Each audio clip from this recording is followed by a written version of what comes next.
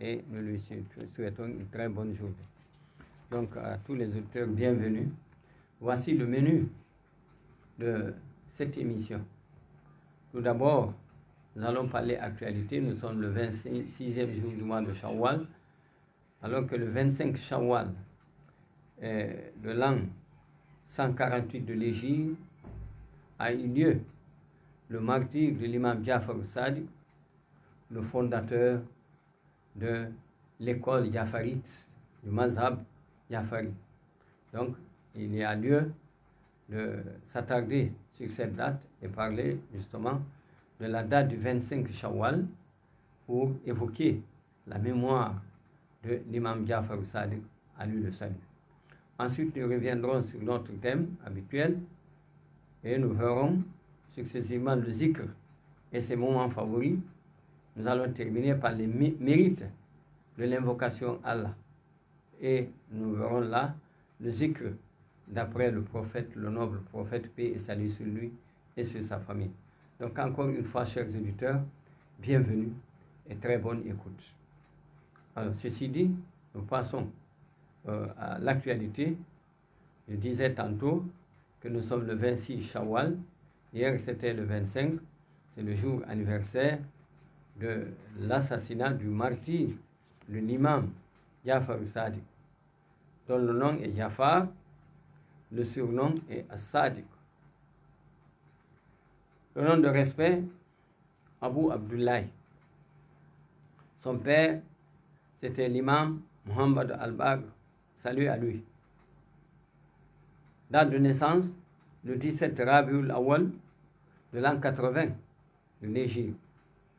Lieu de naissance, la sainte ville de Médine, la lumineuse. Date de martyr, le 25 Shawwal de l'an 148 de l'Hégire. Lieu d'enterrement, le cimetière d'Al-Baqi à Médine. Alors, pourquoi nous évoquons la mémoire de l'imam Jafar Sadiq? C'est pour les faits ci-après. Jafar Sadiq est venu au pouvoir entre le pouvoir omeyyade et le pouvoir abbasside. Et le calife de l'époque, c'était Al-Mansour. Après la mort du premier calife abbasside, Abu el-Abbas, son frère Al-Mansour prit le pouvoir qui était encore fragile. Ce calife, Al-Mansour, peut être considéré comme le véritable fondateur de la dynastie abbasside. Et il était si malin que certains le considéraient comme l'équivalent de Muawiyah ibn Abu Sufyan. En réalité, l'analogie entre les deux personnages, à savoir Al-Mansour et Muawiyah, n'est pas fausse. Et lorsqu'il s'agit de machiavélisme, la balance penche du côté d'Al-Mansour. En effet, ce tyran n'était même pas reconnaissant à ceux qui étaient les fondateurs de son pouvoir. Il exécuta même son chef des armées, Abu Muslim al-Khurasani. Cette phase du pouvoir abbasside connut plusieurs révolutions des Alaouis, c'est-à-dire les descendants de l'imam Ali, paix et salut sur lui, dont les plus importants étaient celles des deux petits-fils de l'imam, Al-Hassan, salut à eux, Mohammed et Ibrahim, qui furent tous les deux massacrés comme l'imam à lui le salut. L'imam Jafar Sadiq, à lui le salut, savait bien que seul un politicien professionnel, sans scrupules et ne connaissant aucune limite religieuse, pouvait être accepté par les musulmans. Il n'avait pas besoin d'une nouvelle expérience pour démontrer à tous ses fidèles qu'il fallait suivre la voie de son père et de son grand-père, éviter les luttes de pouvoir sans aucunement légitimer un pouvoir injuste. C'est ainsi donc que l'imam Ja'far Sadiq, à lui le salut, préféra demeurer loin du pouvoir abbasside et évita même de reconnaître le calife al-Mansour qui, vraisemblablement, s'en senta offensé. Il convoqua l'imam Ja'far Sadiq, à lui le salut, et lui dit, citation, « Pourquoi tu ne nous visites pas comme le font tous les gens ?» Fin de citation. L'imam Ja'far Sadiq lui répondit, citation, « Dans cette vie basse, nous n'avons rien sur lequel nous puissions avoir peur de toi. En outre, tu n'as rien de ce qui concerne la vie dernière et que nous puissions solliciter de toi. » Fin de citation. Il continua, « Par ailleurs, tu n'es ni dans une grâce pour que nous t'en félicitions, ni dans un malheur pour que nous te présentions nos condoléances. » Fin de citation. Al-Mansour dit malicieusement, citation, « Tu nous accompagnes pour que tu nous conseilles. » Fin de citation. L'imam répondit, citation, « Quiconque aurait aimé cette vie basse ne t'aurait pas conseillé. Et quiconque aurait aimé la vie dernière ne t'aurait pas accompagné. » Fin de citation. Donc, ni pour la vie présente, ni pour la vie future, il n'est possible pour nous de te conseiller ou de t'accompagner. Al-Mansour décida alors d'organiser une campagne de dénigrement contre l'imam Ja'far Sadiq, à lui le salut, et ses ancêtres, à eux le salut.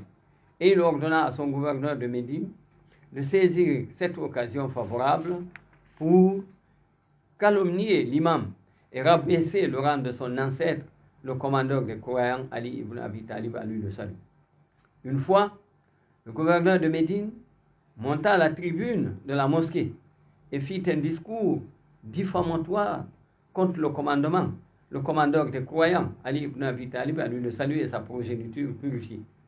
Dès qu'il termina ses propos ignobles, l'imam Ja'far Sadiq se mit debout et dit, citation, « Est-il que ce que tu as dit du bien à propos de tes souverains, revient plutôt à nous,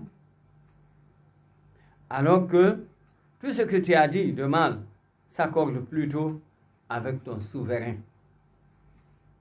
Puis, il se retourna vers la masse des musulmans qui remplissaient la mosquée et dit, citation, « Voulez-vous savoir qui, parmi les gens, aura la balance la plus légère et la faillite la plus claire le jour du jugement? C'est celui qui vend sa vie dernière contre la vie basse de quelqu'un d'autre.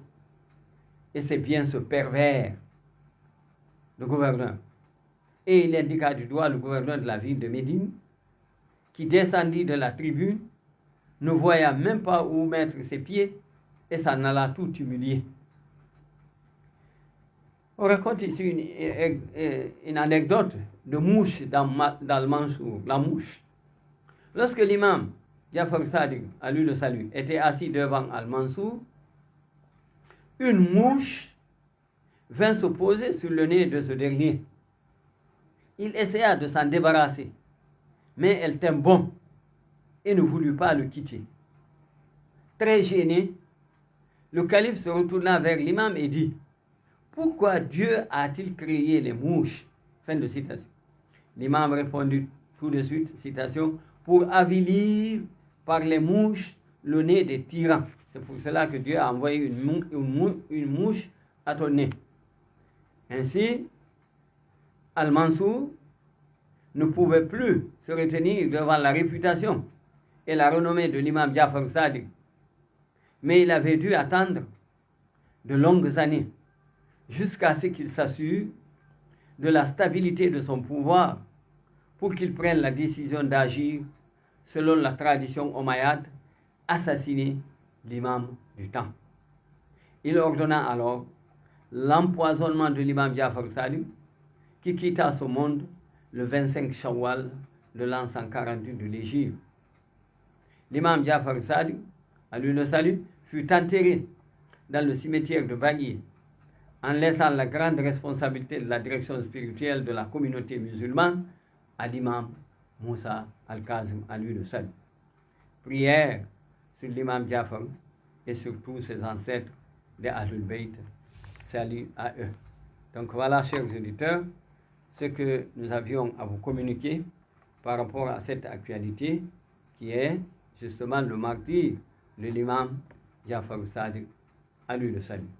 Maintenant, nous allons revenir sur le thème principal, à savoir parler du zikr et de ses moments favoris. Il ressort des versets coraniques qui traitent du zikr que celui-ci n'a pas un horaire précis en général. Le zikr n'a pas un horaire précis en général, bien que l'on puisse supposer que le meilleur moment de le réciter, c'est le matin et le soir, parce que ces deux moments représentent le début des horaires de l'homme, répartis entre le jour et la nuit. Et si on se réfère au verset coranique suivant, qui mentionne le temps de Boukra, aube, Asil, crépuscule, Oudou, matin, Ashi, soir, si on se réfère à ces mots, nous allons voir que le meilleur moment, c'est le matin et le soir. Nous en prendrons un exemple, surtout en langue arabe, et après nous allons traduire. Mais nous ne pourrons pas traduire et porter la version arabe à nos auditeurs sur tous ces nombreux versets. Donc, nous allons voir le premier verset, c'est-à-dire celui de la sourate Al-Insan, et c'est le verset 25 de cette sourate. Citation. Ba'da'ouz billahi minash shaitanir rajim. Bismillahir rahmanir rahim. Fasbir li hukmi rabbika wa la tuti'u minhu asiman aw kafura. Je m'excuse, et maintenant le verset 25, c'est wazkur ismu rabbika bukratan wa asila. Sadaqallahul azim. Alors, nous revenons sur notre thème. Donc, quelle est la traduction de ce verset? C'est invoque le nom de ton Seigneur à l'aube et au crépuscule. Bukratan wa asila. Suis cet autre verset. C'est le verset 19, le verset 11 plutôt de la sourate Mariam, qui est la sourate 19. À ce verset, nous lisons la traduction bien sûr. Puis, il leur fit signe de prier matin et soir. Là encore, c'est Bukratan wa Asiya. Un autre verset, c'est le verset 42 de la sourate Al-Azab. Verset 42 de la sourate Al-Azab qui dit ceci. Citation. Et glorifiez-le à la pointe et au déclin du jour. Là encore, c'est Bukratan wa Asiya. Ensuite, cet autre verset de la sourate Al-Fatih, le verset 9 de cette sourate Al-Fatih, qui dit, citation, pour que vous croyiez en Allah et en son messager, que vous l'honoriez, reconnaissiez sa dignité et le glorifiez matin et soir. Là encore, nous avons Bukratan wa Asila. Ensuite, cet autre verset de la sourate Al-Imran, c'est le verset 41 de cette sourate, et où nous lisons, citation, invoque beaucoup ton Seigneur et glorifie-le en fin et en début de journée. Bil ashi wal abkar.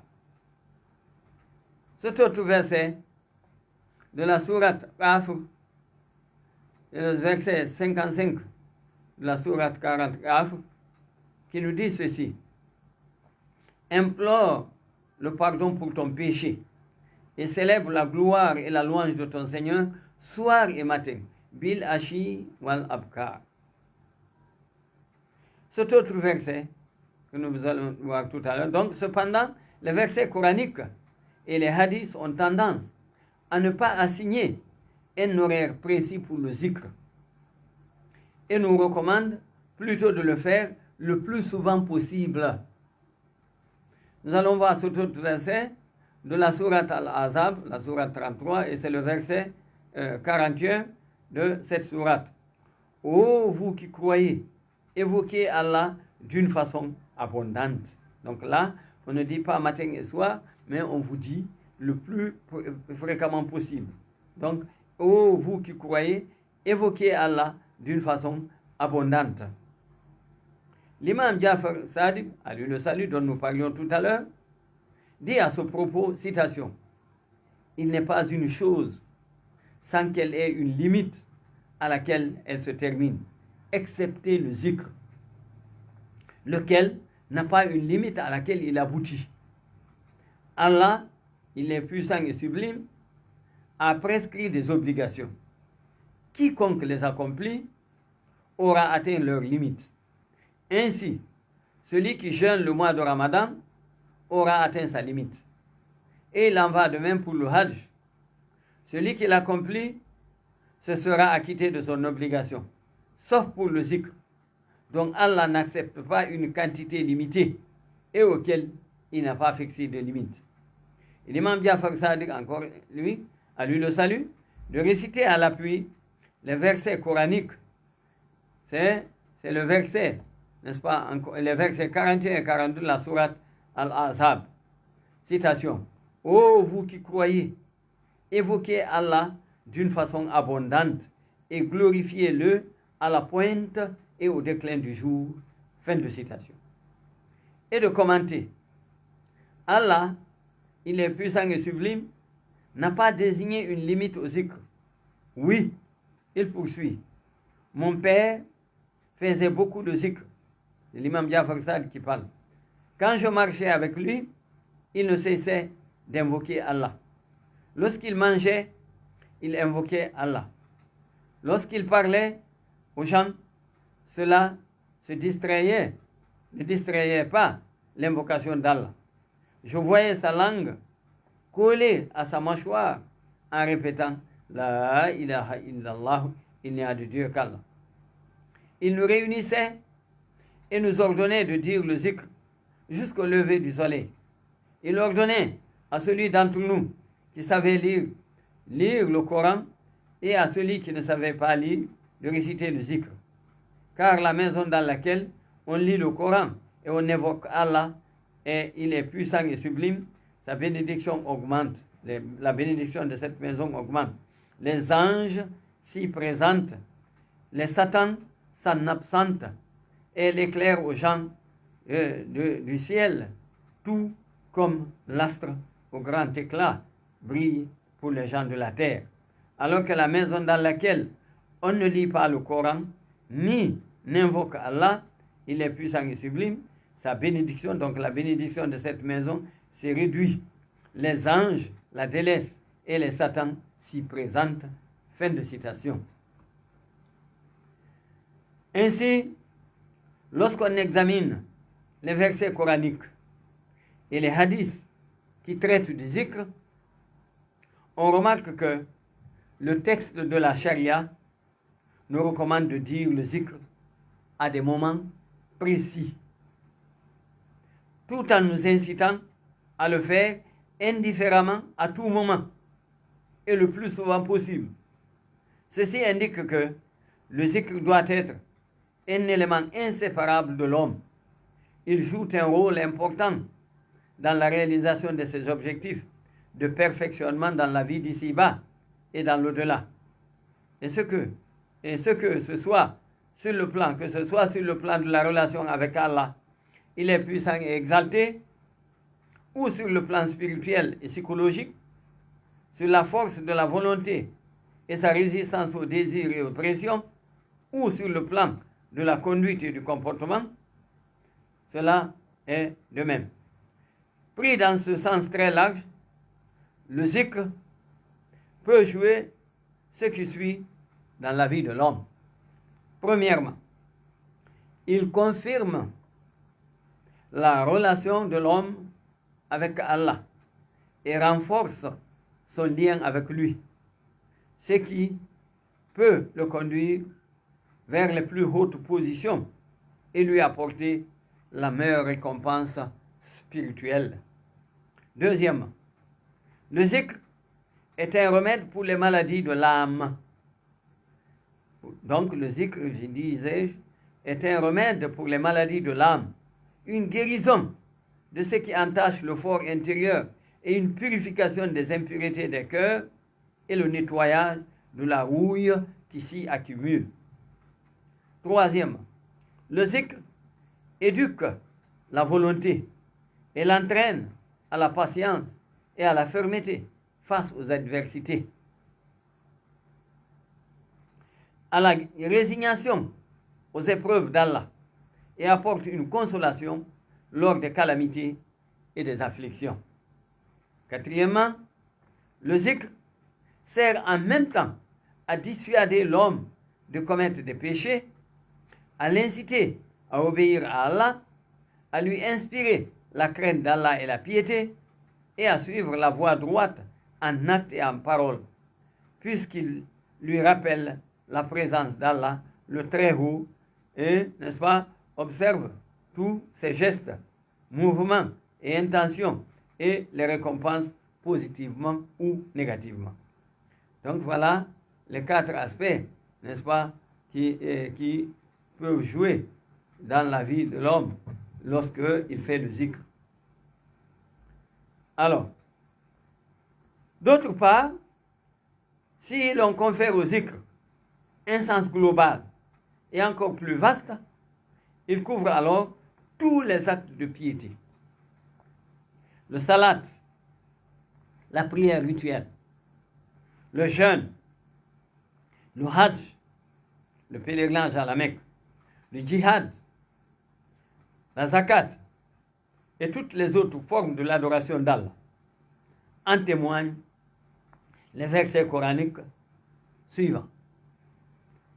Nous avons le verset 14 de la sourate Taha. Citation. Certes, c'est moi Allah, point de divinité que moi. Adore-moi donc et accomplis la salat et mon invocation. Fin de citation. Ensuite, nous avons le verset 198 de la sourate La Vache, qui dit, citation. Citation donc. Puis, quand vous déferlez depuis Arafat, lors des cérémonies du pèlerinage, invoquez Allah.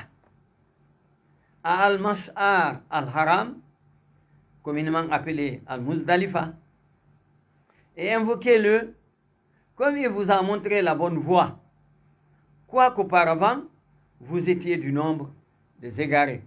Donc, je disais que ça, c'est la sourate La Vache, verset 198. Ensuite, nous voyons encore dans la sourate La Vache, le verset 200, ce qui suit. Et quand vous aurez achevé vos rites, il s'agit de pèlerinage, alors invoquez Allah, comme vous invoquez vos pères, et plus ardemment encore.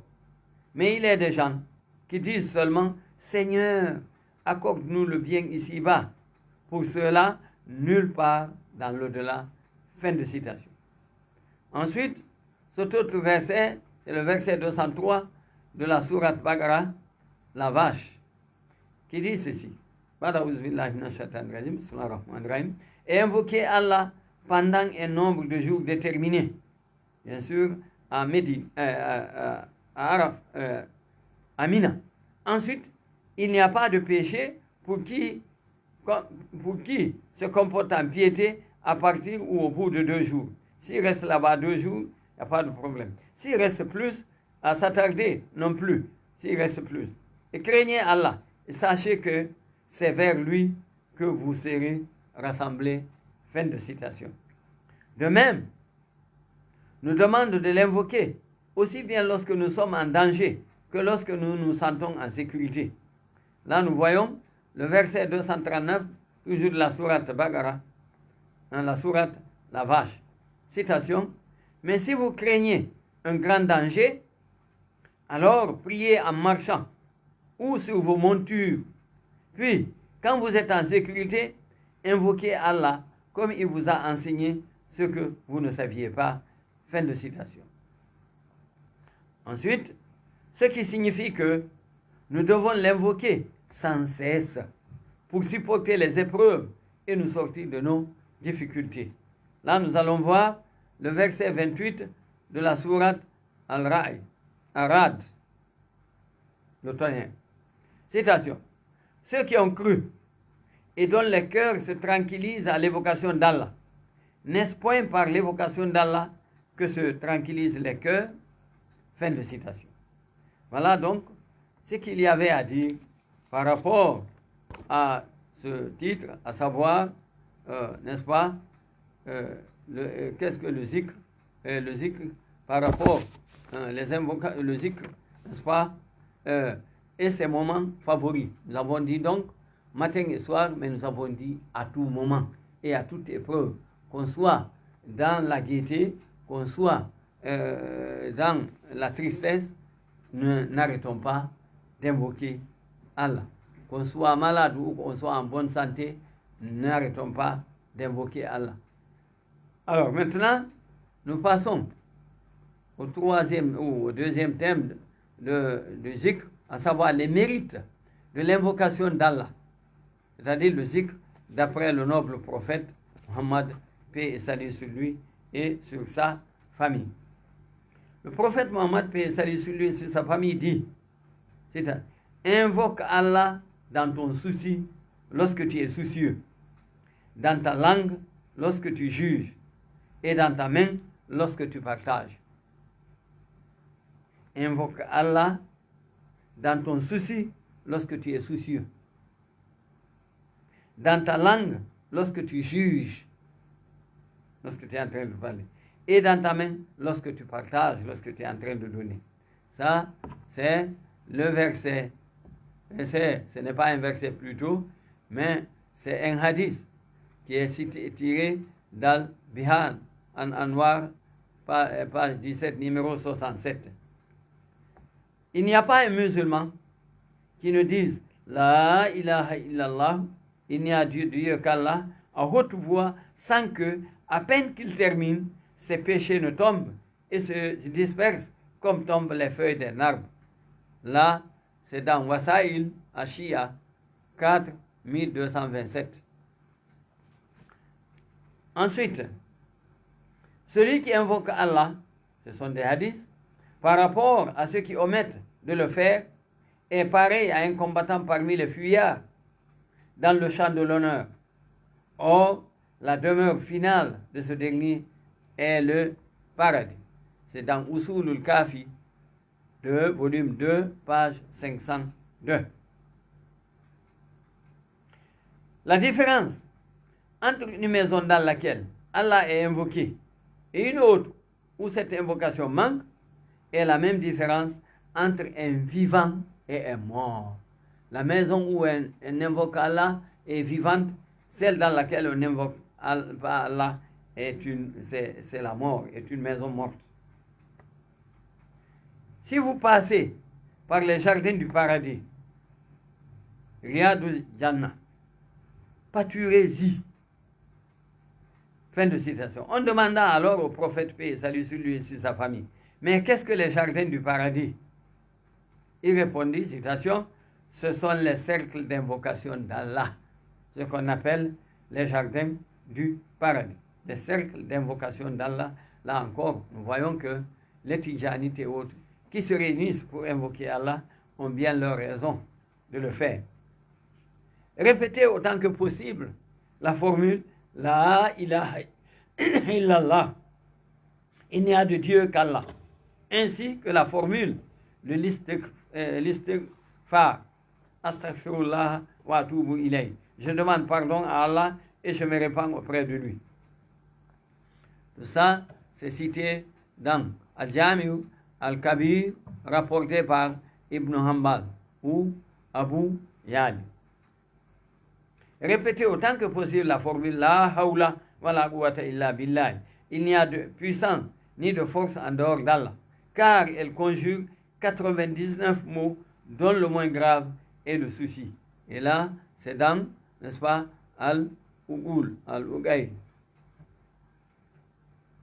Quiconque répète la formule La ilaha illallah, il n'y a de Dieu qu'Allah, sincèrement et du fond du cœur, sera le plus heureux de mon intercession auprès d'Allah en sa faveur.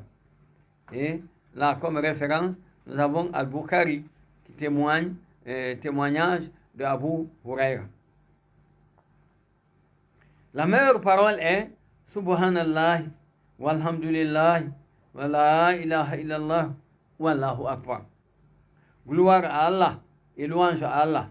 Il n'y a de Dieu qu'Allah et Allah est le plus grand. Là, c'est cité dans Ahmad ibn Hanbal, par Ahmad ibn Hanbal. Alors, multipliez les invocations d'Allah dans toutes les circonstances, car il n'y a pas d'acte plus aimé d'Allah le Très-Haut et plus salutaire pour son serviteur dans la vie ici-bas et dans l'au-delà que l'invocation d'Allah. Là aussi, comme référence, c'est Al-Bayhaqi. Rappelle-toi Allah quand tu es dans l'aisance. Il s'occupera de toi lorsque tu t'empêtreras dans la difficulté. Référence Abul Qasim ibn Bashra. Les meilleurs éléments de ma nation sont ceux par lesquels on invoque Allah en les voyant. Référence Al-Bayhaqi. Tout musulman qui, après l'accomplissement de la prière de l'aube, reste assis sur place en invoquant Allah jusqu'au lever du soleil, aura le mérite de quelqu'un qui a accompli le pèlerinage de la maison d'Allah, pèlerinage de la Mecque, et Allah lui pardonne ses péchés passés. Donc, ne manquons pas cela. Et comme référence, c'est Mukarim al-Akhlaq d'Al-Tabarsi. Les premiers à être appelés à entrer au paradis seront les louangeurs qui louangent Allah dans la bonne et dans la mauvaise fortune. Comme référence, Mukarim al-Akhlaq, page 307. Quiconque a les 4 qualités suivantes, Allah l'inscrit parmi les gens du paradis. Ce sont, premièrement, si le slogan de son immunité est l'attestation de la foi, La ilaha illallah, il n'y a de Dieu qu'Allah. 2. Lorsqu'il reçoit un bienfait d'Allah, il dit, je vais reprendre cette partie, Allah l'inscrit parmi les gens du paradis si le slogan de son immunité est l'attestation de la foi, La ilaha illallah. Deuxièmement, lorsqu'il reçoit un bienfait d'Allah, il dit, Alhamdulillah, louange à Allah. Troisièmement, lorsqu'il commet un péché, il dit Astaghfirullah, je demande pardon à Allah. Quatrièmement, lorsqu'il lui arrive un malheur, il dit Inna lillahi wa inna ilayhi raji'un, nous appartenons à Allah et nous retournerons à lui. Tout ça, c'est dans Mukarim al-Akhlaq, n'est-ce pas, page 306. À toute maladie, un remède. Celle des péchés est l'istighfar, dire Astaghfirullah wa atubu ilayhi. Je demande pardon à Allah et je me répands auprès de lui. C'est encore dans Makarim al-Akhlaq, page 343. Lorsque quelqu'un récite la formule louange à Allah pour tous ses bienfaits qui méritent les louanges, ce que nous connaissons et ce que nous ignorons, louange à Allah dans tous les cas, louange qui soit à la hauteur de tous ses bienfaits et une reconnaissance du plus qu'il m'a accordé à moi, et à toute sa créature. Allah qu'il soit béni et exalté dit alors, citation, mon serviteur a exagéré les louanges pour obtenir ma satisfaction. Aussi l'informai-je de sa satisfaction au paradis. Fin de citation. Et là, comme référence, c'est toujours Makarimul Akhlaq, n'est-ce pas, page 308. Il n'y a pas de parole plus aimée d'Allah, il est plus exalté, que la formule La ilaha illallah, il n'y a de Dieu qu'Allah. Dictez à vos mourants, ceux qui sont en train de mourir, la formule La ilaha illallah. Sans leur dire, dis La ilaha illallah. Prononcez seulement La ilaha illallah, La ilaha illallah. Certainement il entendra et lui-même s'il est guidé, il reconnaîtra. C'est toujours dans Makarimul Akhlaq, n'est-ce pas, page 309. Elle est donc dictée à vous mourant la formule La ilaha illallah, car celle-ci détruit les péchés. Elle est une sécurité pour le croyant dans sa vie, lors de sa mort et à sa résurrection. Nous ne pouvons pas aller plus loin, chers auditeurs, n'est-ce pas? Nous allons ouvrir l'antenne pour vous permettre de participer à cette émission, n'est-ce pas? Sans votre participation, l'émission perd de son sens, alors nous n'allons pas nous permettre cela. Ainsi, à partir de maintenant, 655, 56, 53, 56. Je dis bien 655, 56, 53, 56, 624, 98, 15, 18. Ici à la radio Horizon FM, la 103.3, émettant de Coléa, que vous pouvez aussi avoir sur le 3xW, horizonfmconakry.com. Donc, à vos téléphones, chers auditeurs. Et en attendant vos appels, nous pourrons continuer par ceci. Quiconque dit sincèrement La ilaha illallah entrera au paradis. Et sa sincérité le préserve de tout ce que Allah, il est puissant et exalté, a interdit. C'est encore dans Makarimul Akhlaq, n'est-ce pas, page 310. Je n'ai jamais dit, ni personne avant moi n'a jamais dit une formule meilleure que La ilaha illallah.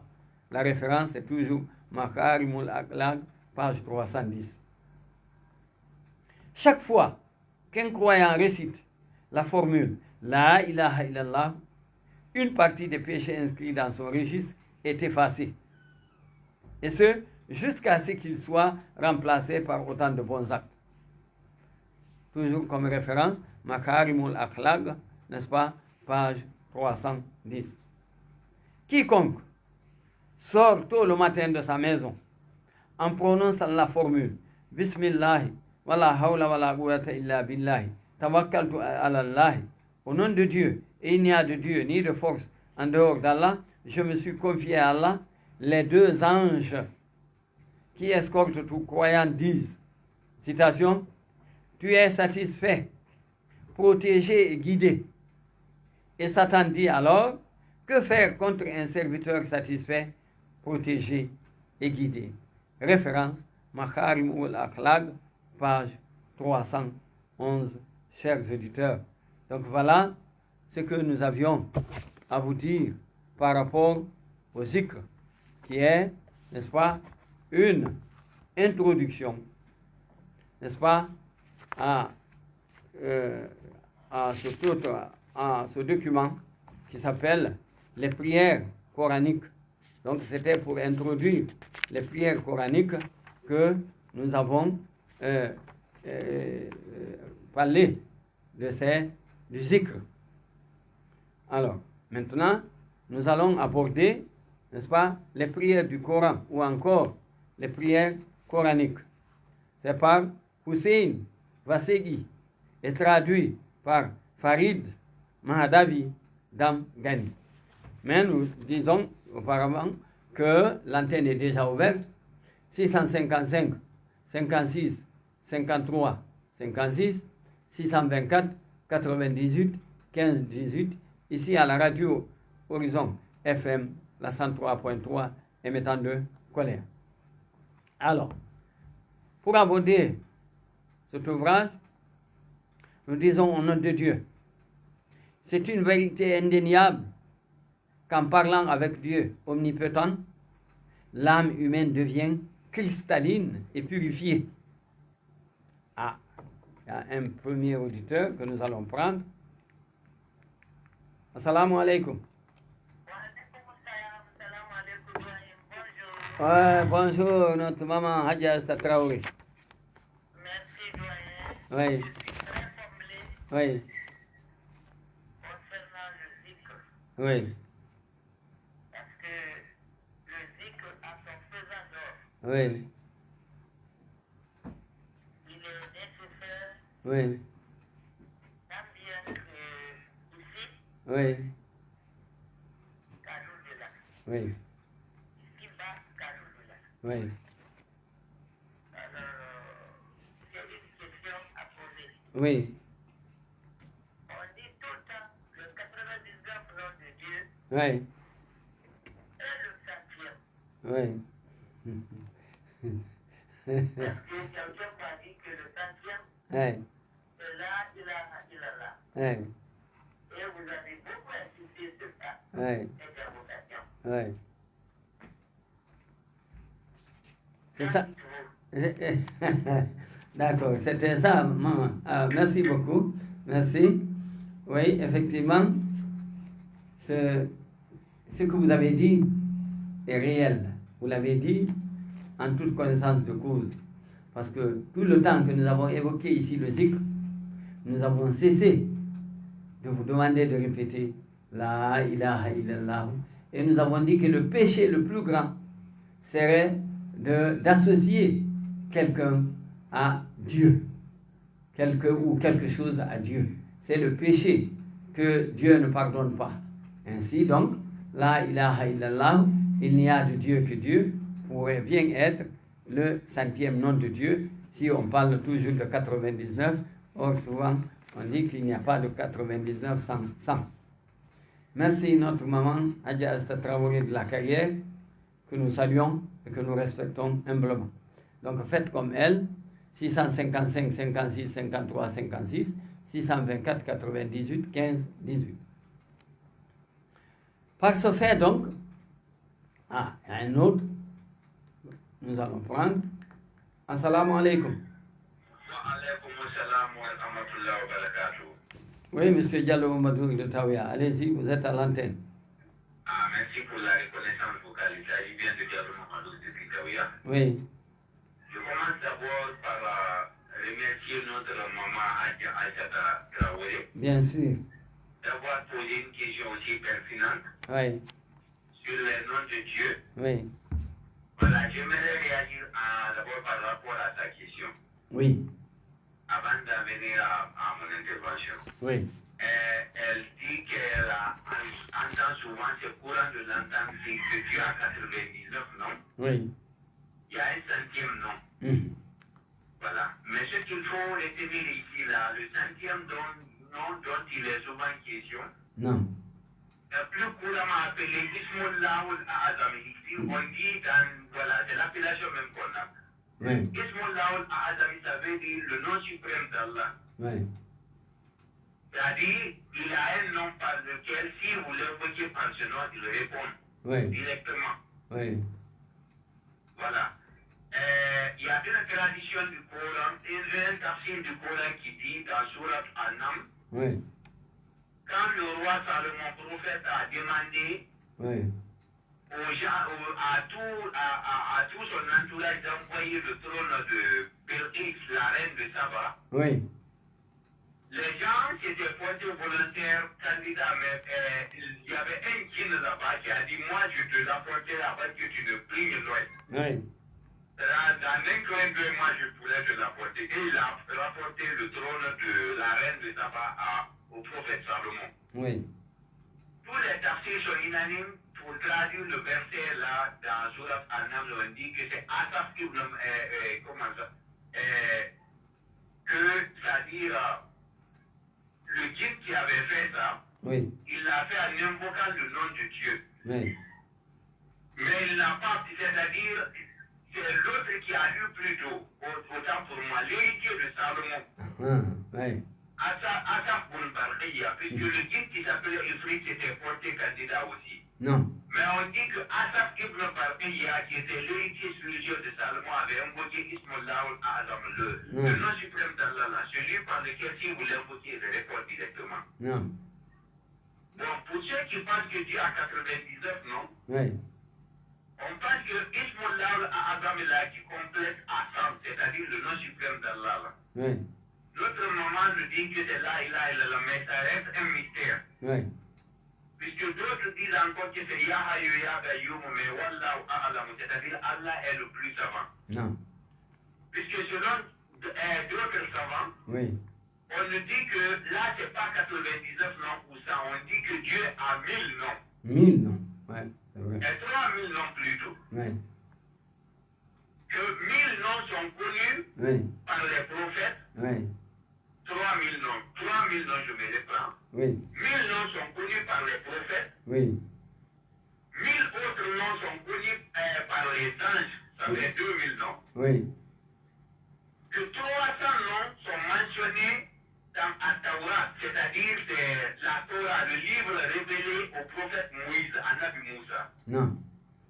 Que 300 noms sont révélés dans le Zabour de Daoud, c'est-à-dire les psaumes de David. Non. Le livre révélé au prophète Daoud, le prophète David. Non. 300, ça fait 600 là-bas, non? Oui.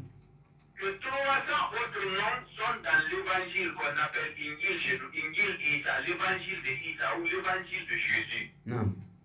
Ça fait 900 là-bas, non? Oui. Que 99 noms sont dans le Coran. Là, les parties des livres saints là, Non. ça devient 999 noms. Oui. Que le centième qui complète à ça ici, puisque c'est 99, comme le disait notre maman, qui complète à ça pour faire les 1000 des livres saints. Non. Rajouter aux 1000 des prophètes, aux 1000 des saints pour faire le tout, les 3000 noms de Dieu. Oui. Que le nom là se trouve dans le Coran. Oui. Que si vous lisez tout le Coran, Non. d'après ces savants, vous aurez prononcé ce nom, mais sans savoir de quelle partie il s'agit. Non. C'est pour cela qu'il est bon de demander les droits dans les cérémonies de lecture du Coran, dans les Khatim al-Qur'an, c'est-à-dire le droit du Coran, quoi. Oui. Voilà, c'est ce que je voulais dire par là de ces, comment ça, du centième nom, ou plutôt de Ismullah al-Azam, le nom suprême d'Allah. Oui. Par rapport à la question de notre maman, comment ça, Aïcha Traoré de la carrière que je salue de passage. Merci beaucoup. Comme j'ai été un peu long, je me résume à ça pour permettre aux autres d'intervenir. Je voulais intervenir sur ma propre question par rapport à la thématique du jour. Et bonne journée à vous. Merci, M. Diallo. Faites comme Mme Hadja Aïcha Traoré, faites comme M. Diallo Mamadou de Taouya. 655 56 53 56, 624 98 15 18 ici, à la radio Horizon FM, la 103.3. Alors nous continuons. Je disais que nous avons entamé déjà les prières du Coran, les prières coraniques. Alors, devant les obstacles de la vie, que la vie pourrait nous réserver, il ne perdra point son sang-froid et ne pourra se permettre de rester immobile et tendu, loin de tout effort pour remédier à ces problèmes. L'homme aime essentiellement communiquer avec son Créateur et de pouvoir avoir un rapport plus intime. Il désire ardemment lui demander de l'aide pour son développement mental et son évolution spirituelle et de prendre refuge auprès de lui, de s'approprier d'une protection infinie. Ainsi, au moment difficile, il pourrait se confier à son Seigneur et lui murmurer de ses désirs et de ses malheurs les plus privés. De ce fait, dialoguer avec Dieu omnipotent est le besoin le plus important pour l'âme humaine. De son côté, le bon Dieu aime que nous lui parlions et lui confions nos secrets, nos désirs ardents, nos problèmes quotidiens, et de lui demander de venir à notre secours, de le savoir comme notre patron et notre doux protecteur. Par ce fait, il nous a permis de communiquer et de parler avec lui quand et où nous voudrons. Il nous a encouragés de faire cela. Et il a dit dans de nombreux versets coraniques, il a annoncé, citation, « Appelez-moi et je vous répondrai. Et je vous sauverai, comme j'ai sauvé les anciens de tout malheur. » Fin de citation.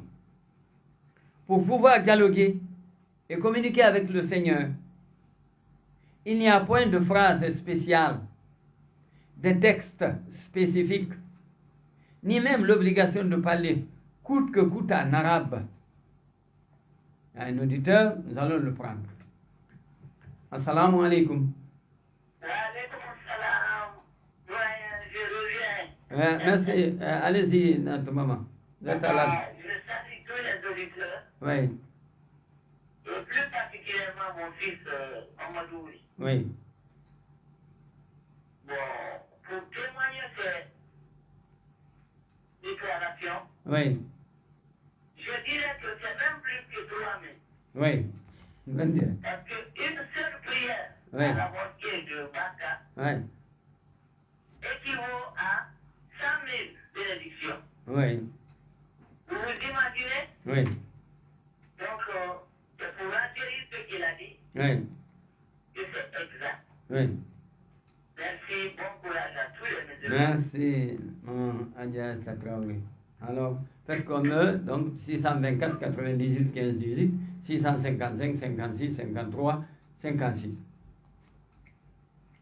Donc, je disais que pour pouvoir dialoguer et communiquer avec le Seigneur, il n'y a point besoin de phrases spéciales, de textes spécifiques, ni même l'obligation de parler coûte que coûte en arabe.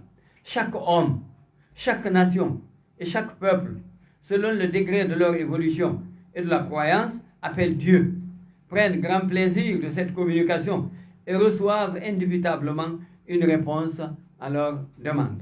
Chers auditeurs, nous avons la publicité qui va passer 9h30. La Souvradie nous ouvre la source des goûts. Après les gammes de saveurs des boissons Dimi-Dimi, Dimi-Pomme, Dimi-Cola, Dimi-Orange, Dimi-Tonique, c'est le tour de Dimi Cocktail qui est le mélange de toutes ces saveurs qui nous donnent des danses joie de vivre en famille, entre amis et dans nos cérémonies. Le prix de la bouteille est de 3 000 francs guinéens et la canette à 5 000 francs guinéens. La Souvradie est le baobab des goûts en Guinée. Alors, nous continuons le cours de cette émission. La radio, c'est aussi la publicité. Donc, mais les prières que les hommes de Dieu et les prophètes de Dieu, avec lesquels ils avaient appelé Dieu, possèdent une beauté et une délicatesse toute particulière. Et toutes possèdent une profondeur spirituelle et mystique bien claire. C'est pour cela qu'on se rend compte de leur immortalité et de leur excellence comme des exemples parfaits. Même si les prières et les invocations qui existent dans le Coran sont brèves, cependant, elles se révèlent comme les textes religieux les plus importants dans la littérature islamique pour communiquer avec le Seigneur. C'est pour cela qu'on peut facilement les mémoriser pour leur brièveté. Et lorsque, dans l'intimité de notre cœur, on communique avec Dieu, ces prières et ces invocations qui avaient été prononcées, il y a un auditeur, c'est son roi, chers auditeurs. Assalamu alaikum. Ah, ça c'est notre maman, chose. Ya Jawa. Ya Jawa.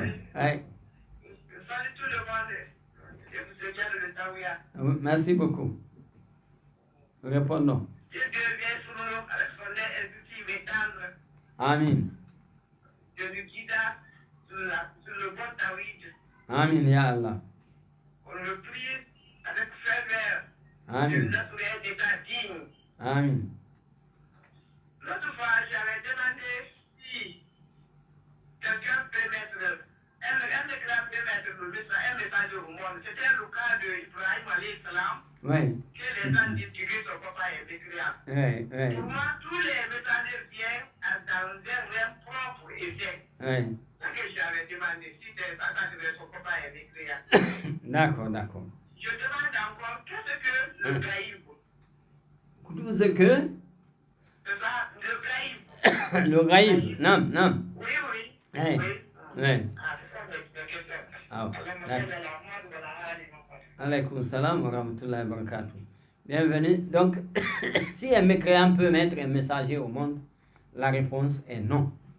Parce que les gens, c'est à tort qu'ils disent que Azara est le père d'Ibrahim. Vous savez, Abu et Ibn, c'est différent. Ce sont des mots différents, mais quand on dit Abu, ça peut bien être le père comme ça peut être l'oncle.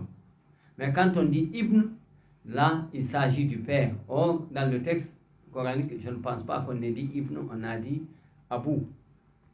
Donc, Azara n'est pas le père du prophète Ibrahim.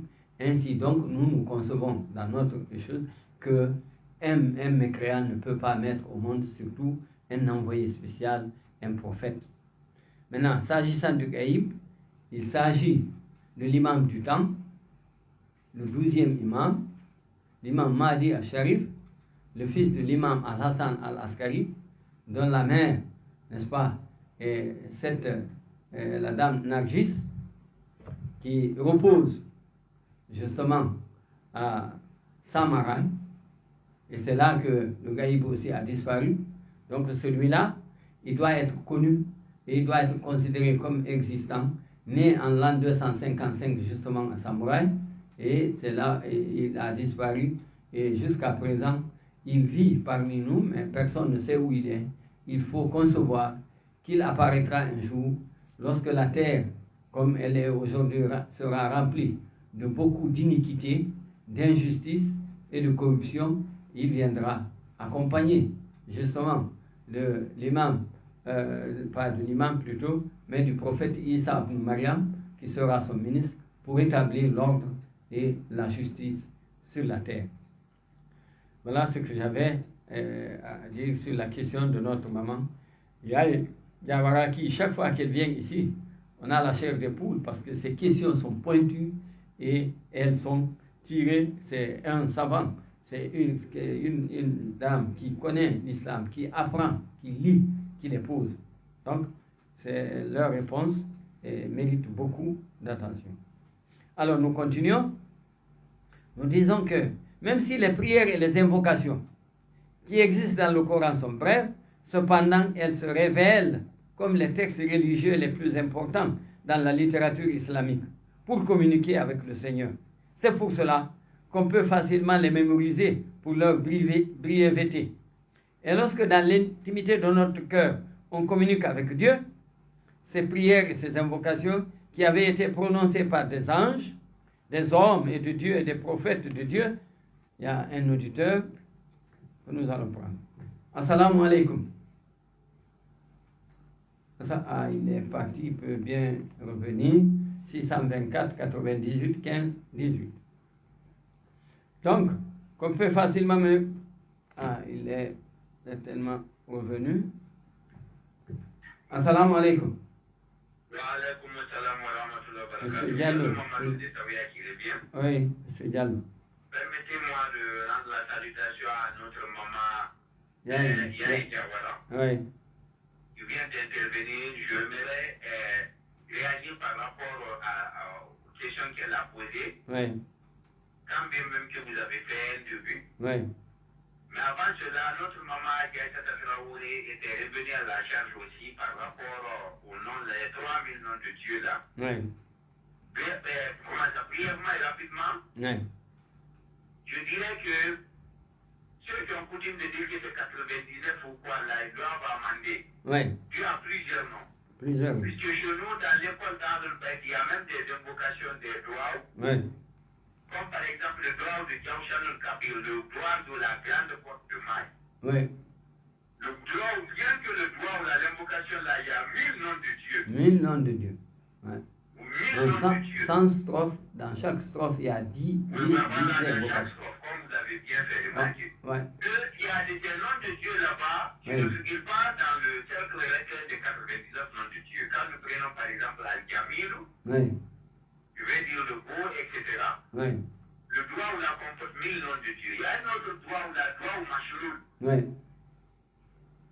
Voilà, c'est un droit où que les pénals de Al-Bek lisent. Tous ces droits où là se trouvent dans ma partie originale. Le droit où là aussi dépasse de loin les 99 noms de Dieu. Merci beaucoup. Il y en a une centaine, je pense bien. Oui. Pour en venir maintenant à la question de notre maman Yaï Diawara. Oui. Je voulais réagir par rapport à ta question depuis la semaine passée, mais le temps était imparti. Comme elle est revenue à la charge aujourd'hui. La question qui consiste à dire, est-ce qu'un mécréant peut mettre au monde un messager de Dieu? Oui. Moi-même, j'avais pensé au prophète Abraham, Oui. qu'on appelle Ibrahim, le père du monothéisme, le père des croyants. Oui. Quand on nous dit que son père était idolâtre, c'était un mécréant, Ouais. ils prennent l'expression au pied de la lettre dans le Coran où il est question de hasard, c'est-à-dire l'idolâtre là. Ouais. Mais il faut savoir ici que ce hasard-là n'est pas le père biologique d'Ibrahim. Bien sûr que oui. Voilà, c'était son oncle paternel Oui. qui a épousé sa maman Oui.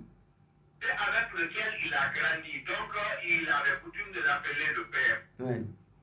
D'ailleurs, c'est une expression coranique dans le Coran. Quand le prophète s'adresse à un certain passage là, un prophète des enfants d'Israël, il dit que père, il dit Abraham, Isaac et Jacob.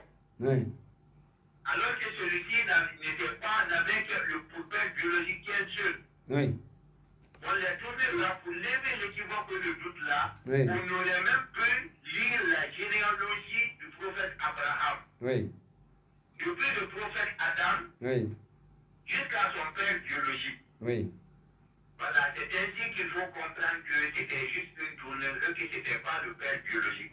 Pas le Dans père. le même ordre d'idée, Oui. il y a des gens, mais on constate cette remarque-là, surtout chez nos frères de Ahl Sunna wal Jama'a. Non. Ils disent également, là, ils disent que c'est un mécréant qui a donné naissance à un prophète, non? Oui. Voilà. Ils disent aussi que même les parents du prophète Mohammed sallallahu alayhi wa sallam sont morts dans la Jahiliya. Voilà. Vous savez, ils ont coutume d'accuser l'imam Ali que son père est mort, mécréant Abu Talib, il n'a pas prononcé la kalimatu shahada. Ouais.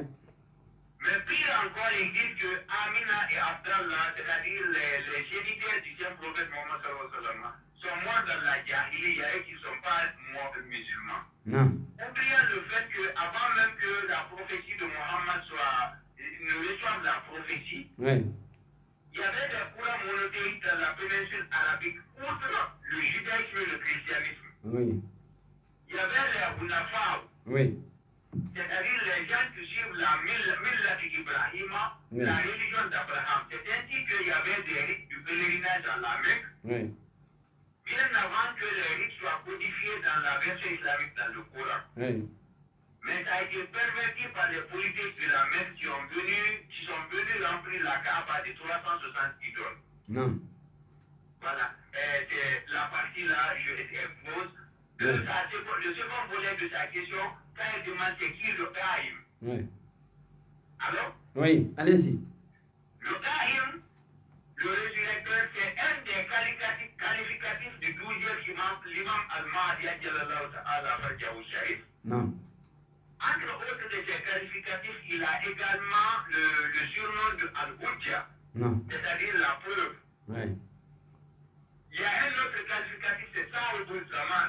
Oui. Alors, Oui, allez-y. l'imam du temps. Oui. Mais comme j'ai assez monopolisé l'antenne par rapport aux deux questions-là, Oui. je voulais intervenir sur ma propre question, mais comme ce que vous avez dit sur les droits, là, je me réserve pour ne pas trop... Merci beaucoup. Merci. comment ça, l'auditoire Dieu ne s'en lasse. Oui. Merci beaucoup. Voilà, merci beaucoup et bonne Ouais. journée. Alors, nous continuons. Nous disons que c'est pour cela qu'on peut facilement les mémoriser, pour leur brièveté. Et lorsque dans l'intimité de notre cœur, on communique avec Dieu, ces prières et ces invocations qui avaient été prononcées par des anges, des hommes de Dieu et des prophètes de Dieu, ou bien qui se révèlent comme des enseignements divins, que le Seigneur lui-même avait voulu apprendre à ses serviteurs élus, nous viennent en aide. Et quelle aide précieuse! Par conséquent, nous voudrions donc vous présenter proprement ces prières et ces invocations spéciales et transcendantes dans ce livre. Nous avons offert aussi une brève explication pour que le cher lecteur sache que chaque prière comporte quelques éléments spirituels et pour quelles raisons il devrait la réciter. Parfois, nous avons offert un hadith au sujet de cette invocation spécifique pour vous démontrer de son importance. Nous vous rappelons qu'il existe des prières et des invocations du prophète de Dieu, paix et salut sur lui et sur sa famille. Un auditeur. Assalamu alaikum. Oui, allez-y. Je vois que le commandant des Corées Ali ibn Abi Talib dit Oui, que même si le voile guitare était enlevé devant lui, oui, certainement devant lui, oui. devant sa certitude qui augmentera en rien. Qu'est-ce qu'il veut dire cela? Ali ibn Abi Talib. Si vous voulez reprendre, bien reprendre la question en ce moment. Que même si le voile guitare Ah, était enlevé devant moi, oui, ma certitude n'augmenterait en rien sur ce voile. non. Il veut dire quoi cela? Ali ibn Abi Talib, alayhi salam. Ah, d'accord, d'accord, d'accord. Merci beaucoup. Je pense que la question est bien précise.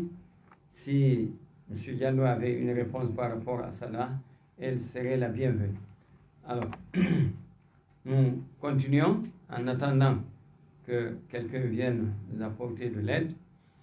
Alors, nous disons que le cher lecteur pourrait se renseigner pour trouver dans d'autres livres ces invocations. Entre-temps, nous espérons qu'il prendra un grand plaisir à lire ce livre. Alors, bonne lecture.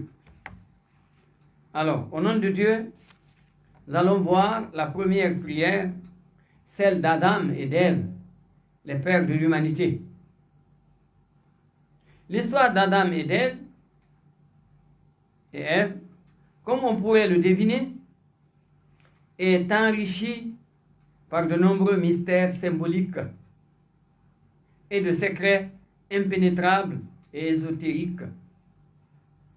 Dieu les installa dans son jardin et leur ordonnant de l'habiter lui et son épouse, de manger à leur guise, mais de ne pas s'approcher d'un arbre spécifique et de ne pas manger de son fruit interdit. Mais hélas, le diable les tenta, et en désobéissant à l'ordre divin, ils mangèrent de ce fruit interdit, et ils furent pris en faute. Ils commirent ainsi un péché. Nous allons prendre cet auditeur d'abord. Assalamu alaikum. Il peut toujours revenir. 624 98 15 18. À ce moment-là, il revient. Une mauvaise manipulation. Il peut toujours revenir. 624 98 15 18. Alors.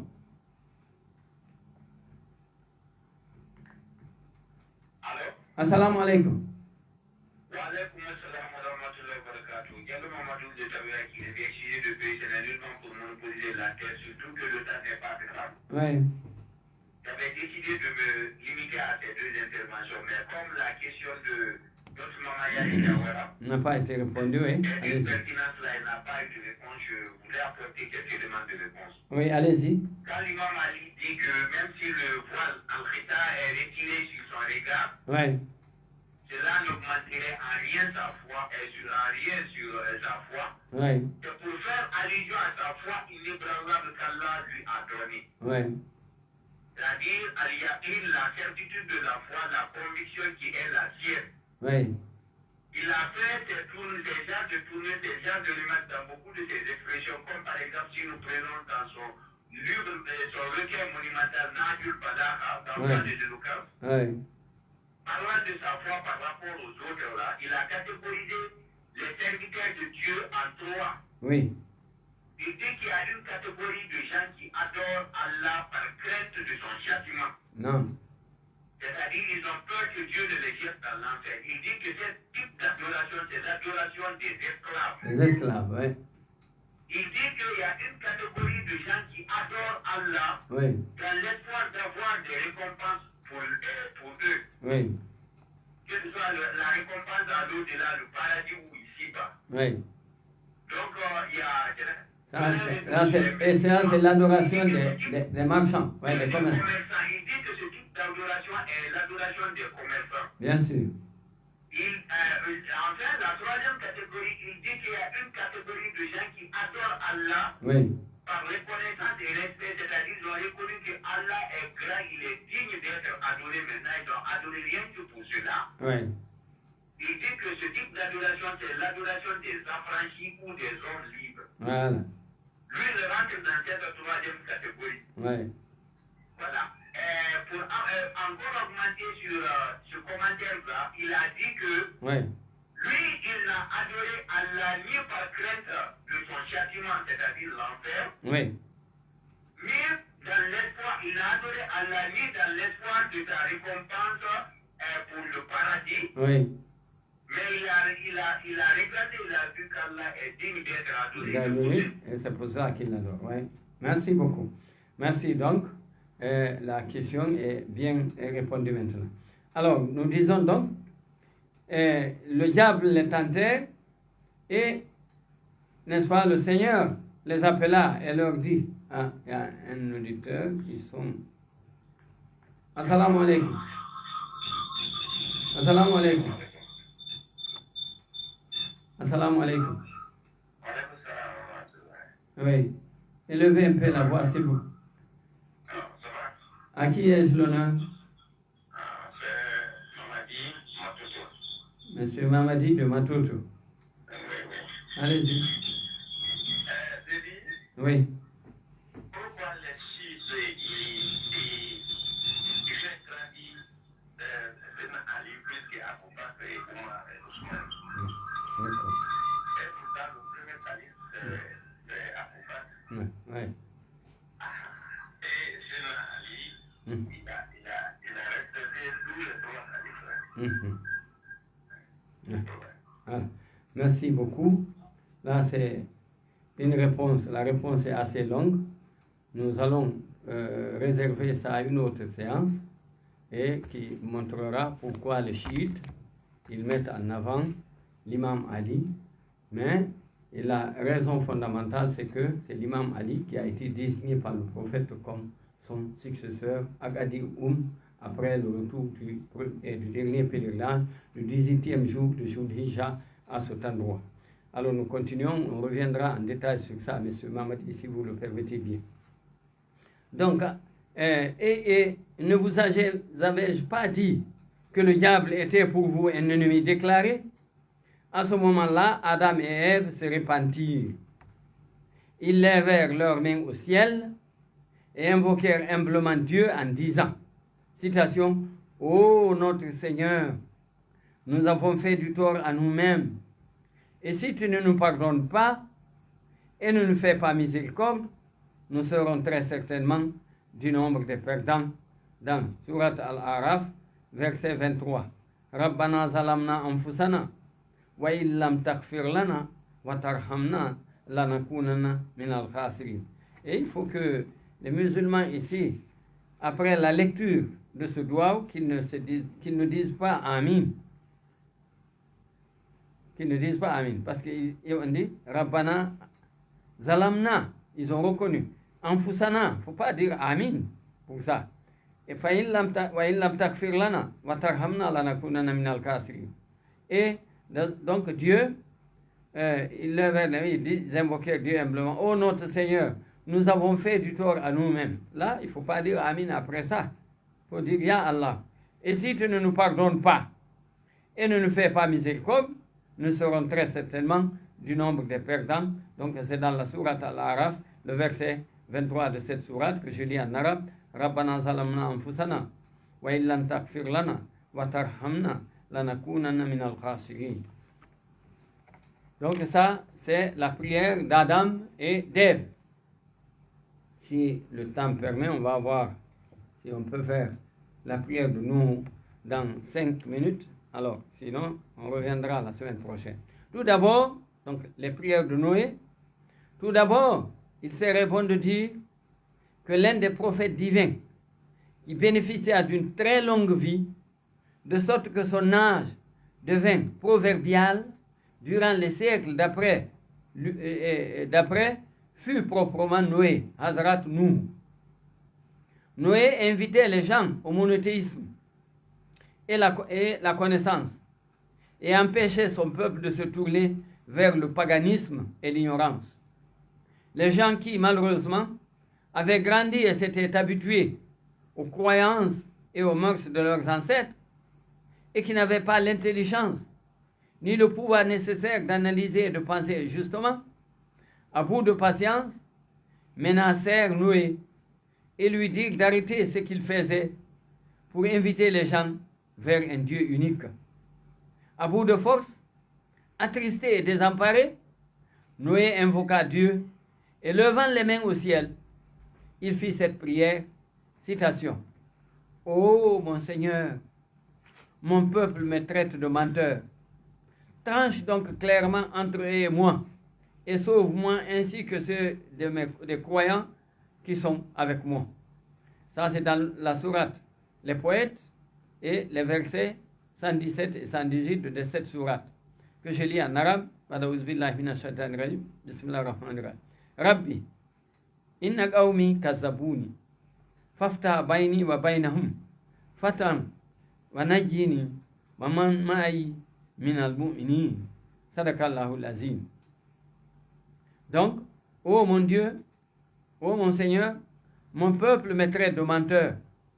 Tranche donc clairement entre eux et moi, et sauve-moi ainsi que ceux des croyants qui sont avec moi. Dieu omnipotent annonce dans le Saint-Coran, citation, nous les sauvâmes. Donc, de même que ceux qui étaient avec lui dans l'arche, pleinement chargés, fin de citation. En fait, il existe dans le Saint-Coran une sourate intitulée Noé, et elle concerne la vie de ce grand poète, le prophète. Dieu annonce, citation, nous avons envoyé Noé vers son peuple, avertis ton peuple, avant que leur survienne un châtiment douloureux, fin de citation. Il leur dit, citation, ô mon peuple, je suis vraiment pour vous un avertisseur clair. Adorez Dieu, craignez-le et obéissez-moi pour qu'il vous pardonne vos péchés et qu'il vous donne un délai jusqu'à un terme fixé. Mais quand vient le terme fixé par Dieu, il ne saurait être différé si vous saviez. Fin de citation. Ce message et cette invitation n'éveillèrent hélas pas les gens de leur torpeur et de l'apathie dans lesquelles ils se trouvaient. Ainsi Noé, en pleine détresse, se lamenta à Dieu et se complaignit de leur mauvaise attitude et du comportement insensé de ses congénères. Il dit, citation, « Ô Seigneur, j'ai appelé mon peuple nuit et jour, mais mon appel n'a fait qu'accroître leur fuite. Et chaque fois que je les ai appelés pour que tu leur pardonnes, ils ont mis leurs doigts dans leurs oreilles pour ne pas entendre mes paroles et se sont enveloppés de leurs vêtements, se sont entêtés et se sont montrés extrêmement orgueilleux. Ensuite, je les ai appelés ouvertement, puis je leur ai fait des proclamations publiques et des confidences en secret.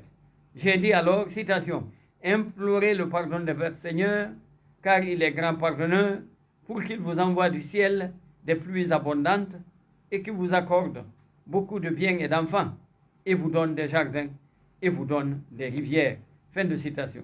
Noé insiste. Noé ensuite leur divulgua et démontra les preuves, les arguments et les signes divins dans l'univers qui les entourait. Mais les gens continuaient à rester indifférents et s'immolaient dans leur torpeur morale. Ils se disaient qu'en aucun cas, ils ne devaient abandonner et délaisser leurs idoles. Ils s'enfoncèrent ainsi de plus en plus dans leurs péchés. Et en fin de compte, ils devinrent maudits. Et la Providence décida qu'ils devaient séjourner en enfer et entrer au feu. À ce moment, Noé leva les mains au ciel et invoqua son Seigneur et dit, citation, « Seigneur, ne laisse sur la terre aucun infidèle. Si tu les laisses en vie, ils égareront tes serviteurs et n'engendreront que des pécheurs infidèles. Seigneur, pardonne-moi à mon père et à ma mère et à celui qui entre dans ma demeure croyant, ainsi qu'aux croyants et aux croyantes, et ne fait accroître les injustes qu'en perdition. » Et c'est dans la sourate Noé, les versets 26 à 28 que je lis en arabe pour terminer. Ba'ouz billahi minash shaitanir rajim. Bismillahir rahmanir rahim. Rabbi la tazar ala al-ardi min al-kafirin dayyara. Innaka in tazarhum yudillu ibadaka wa la yalidu illa fajiran kafara. Rabbi ighfirli wa liwalidayya wa liman dakhala bayti mu'minan wa lil mu'minina wal mu'minati wa la tazidiz zalimin illa tabbara. Dieu, dans la sourate Gamar, la lune, annonce avant eux, le peuple de Noé avait crié au mensonge. Ils traitèrent notre Seigneur de menteur et dirent, c'est un possédé, il fut repoussé. Fin de citation. Noé invoqua donc son Seigneur et dit, moi je suis vaincu, fais triompher ta cause. Moi je suis vaincu, fais triompher ta cause, la lune. Et c'est dans la sourate La Lune, verset 10, et c'est là que je vais m'arrêter. Anni makhloubun fantasir. Donc, voilà, je vais m'arrêter à ce niveau. La radio est en l'heure, donc nous allons revenir, s'il plaît à Dieu, la semaine prochaine sur les prières du Coran, et nous avions entamé la prière de Noé que nous terminerons la semaine prochaine, s'il plaît à Dieu. Disons que la paix et le salut de Dieu soient sur le prophète Mohammed, sur sa noble famille et sur ses compagnons vertueux. Assalamu alaikum wa rahmatullahi ta'ala wa barakatuh.